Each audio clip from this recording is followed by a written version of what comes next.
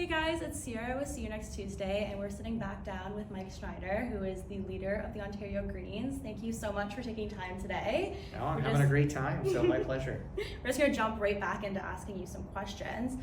So our readership base is a bit more Gen Z, I would say around 18 to 34, and they tend to be a lot of them tend to be left-leaning. And a problem we often see in the left is that our power is sort of split between a number of parties. So why do you think someone who traditionally votes Liberal or NDP should consider voting Green, and what differs you as a party?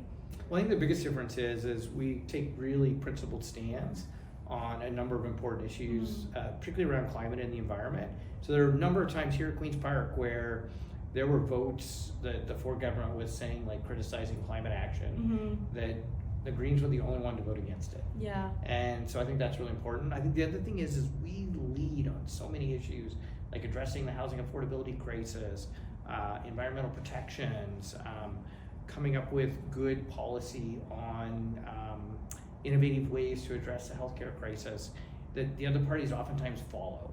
I mean, one great example of this was in the last provincial election back in 2022. We were the first party that said, let's end legislative poverty by doubling Ontario Works on ESP rates, social assistance rates. And literally in real time, the NDP said, oh, we'll do that. And then the Liberals were like, oh, we'll raise them 20%.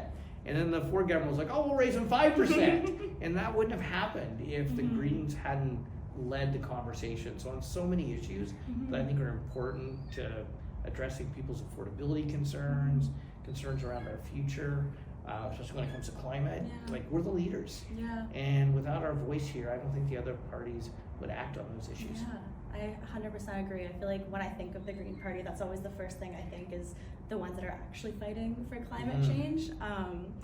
And so just kind of talking a little bit more about the other parties in the election, we obviously just had a federal election, and Canadians came out in record-breaking numbers at the advanced polls. And what do you think that means? Oh, the Hawk is there. Oh yeah, the Hawk's looking at us now. Yeah. Well, the Hawk He heard is us talking. to us. He heard Yeah, us the Hawk's talking like, politics. oh, you guys are talking politics. I want to listen in here. Yeah. So Canadians came out in record-breaking numbers at the advanced polls. What do you think that says about how Canadians are feeling politically right now?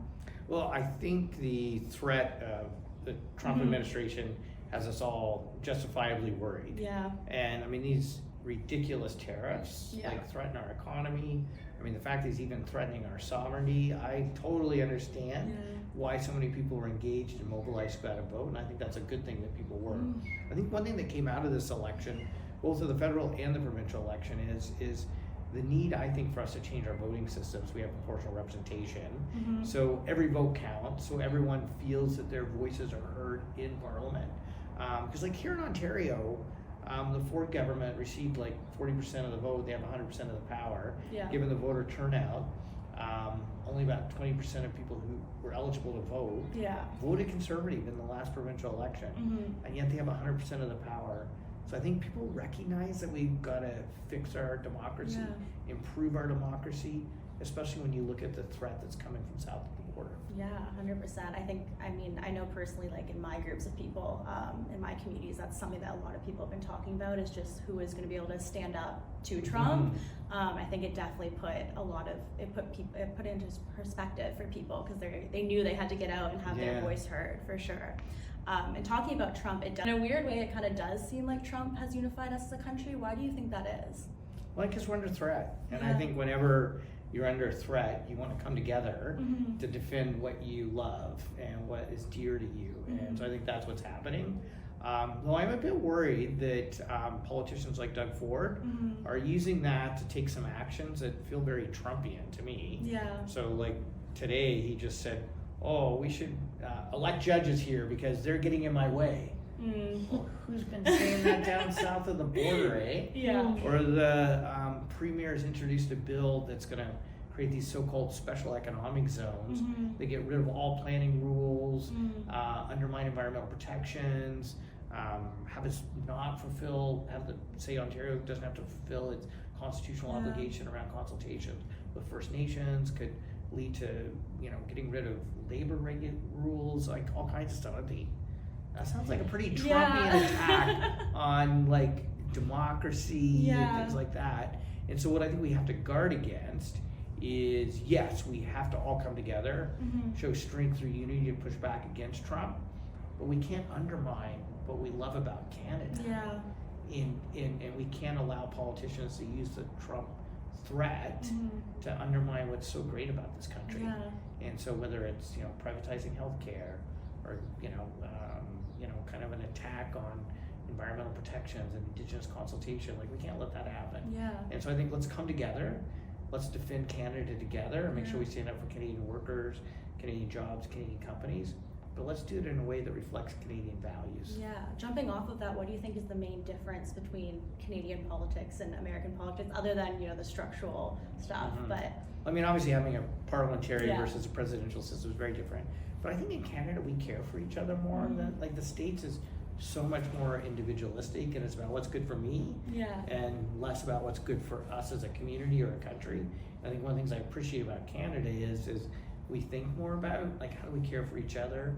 How do we care for our communities? I think you see that reflected in our healthcare system. The fact that, you know, if you get injured or, you know, maybe you have a cancer diagnosis or something Knock like on that, wood. knock on wood, it's like you don't have to, like, mortgage your house and have a GoFundMe campaign Yeah. to, like, pay for your healthcare, because you know that we're going to take care of each other. Yeah. And I think that's something I love about Canada, and it's something I think we have to really defend. And it's one of many reasons why I don't want us to be the 51st state, which isn't going to happen.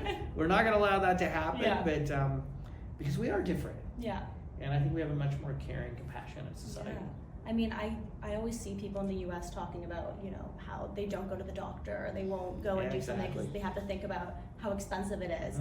And just reflecting on that myself, I'm like, wow, like, I feel so blessed to have never, that thought doesn't even cross my mind. If I'm feeling sick, I'm like, okay, I got to go to the doctor, or, like, if I have to get a surgery, it's not something I stress out about. And I think that is such a core part of being a Canadian. And just, I think we are just a little bit nicer, maybe. I think maybe so. a lot of it nicer. We don't want to lose that. Yeah. We don't want to lose that. Very polite, for sure. And talking again about the federal election. So after winning the election, Mark Carney got down with Webster, pun intended. What is your go-to celebration song? My go-to celebration song. So in this election, so I switch it up. Okay. So this is gonna be one that nobody watching has ever heard of. Yeah. So there's this guy he's written a song called 770 Acres. Okay. And it's about the Ford government's land grab in Wilmot Township to destroy 770 acres of farmland. Wow. And I just thought it was great to have this local dude in southwestern Ontario write a song about protecting this farmland. Yeah. And it's actually a fun song to listen to. So that was my go-to song on election night.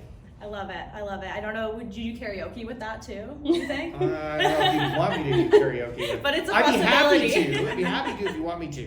Okay, noted. We might have you back to do that. Well, thank you so much for sitting down and chatting with us. Really appreciate it. And I think we have some more fun videos, so stay tuned for that.